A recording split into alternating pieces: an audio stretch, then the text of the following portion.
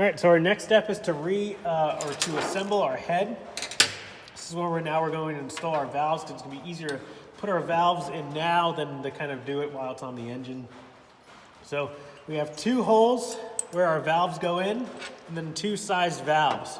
So the bigger of our two valves, the big one's going to be our intake valve, and the smaller one's going to be our exhaust valve, and they fit into the same size holes that they are. So the intake valve is going to go through the intake side, which is the larger side, and the exhaust valve is then going to slide into the exhaust side. Right, we have to install these before we put our head on, because we simply can't slide them in from the piston side. So once they are in place, we can put this gasket on.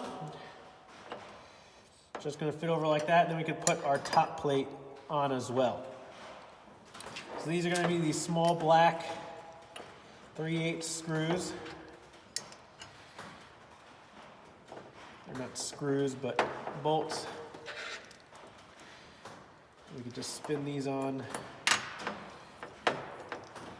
Get this to lock on. And this top plate is going to have, it is important on what side it sticks out. Again, the studs are going to be up, and this also has lettering on it that says this side out. Right now, also we have this small little seal. This small seal is going to be on our intake side, and that's going to prevent any oil from getting into our intake, as well as some of the intake vacuum oil, so we'll make sure that seals pretty well. So we have a seal on there, and then we can start to install our springs, and then finally our keepers. So we should be able to do this by hand. Just kind of slide that down, and then we can pop our keepers on. Again, we want to make sure that locks into place, and then we can do it on the other side, our exhaust side. Same thing, this does not have a seal. So we want to place that down. Again, how that keeper is orientated with that kind of hole on the side, so we got to kick that keeper over. And then we could clip that into place to hold our valves up. So now we could then install the head. So we have a head gasket as well, and that's also important to know which orientation it goes onto. So we have these guide pins in our head. That once that kind of clicks over, we want to make sure that it lines up with all the bolt holes. And then we could then put the valve or the head itself onto the cylinder head. It's going to be secured with 4 bolts, which these will need to be torqued. So just kind of keep that in reference.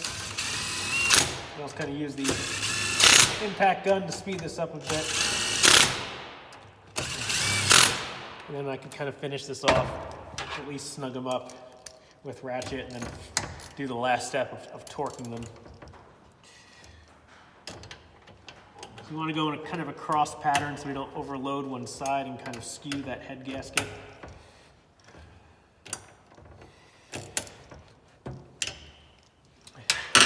Once those are in place, then we can slide our push rods in.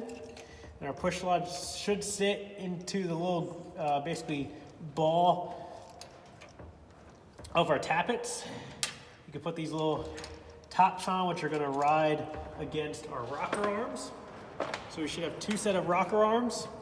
One's going to have a notched or a indented side, and that's what's going to sit on our push rods. And the other side's going to have a flat piece, which we're going to push against our valves. So we could place our rocker arms on top. And then we want to then put our adjusters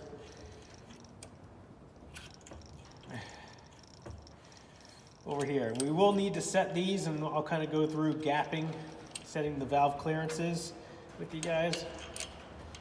Right now, we'll just kind of get these into place.